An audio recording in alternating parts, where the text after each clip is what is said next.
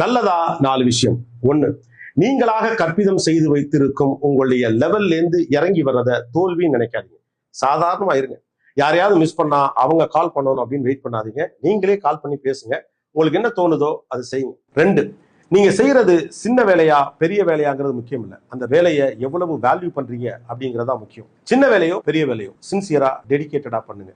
இன்னைக்கு பெரிய பெரிய ஆட்களாக இருக்கக்கூடிய பலரும் தங்களுடைய சிறு வயதில் சின்ன சின்ன வேலைகள் பார்த்தவர்கள் தான். 3, உங்களுடைய நேரத்தை யாருக்காக எதற்காக கொடுக்கிறீர்கள் என்பதில் கவனமாக இருங்கள். உங்களுடைய முக்கியமான நேரத்தில் தேவையில்லாத நபர்களையோ விஷயத்தையோ அனுமதித்தால் நீங்கள் ஒரு பொழுதுபோக்கு கருவியாக மாற்றப்படுவீர்கள் என்பதுதான் யதார்த்தம். Be aware.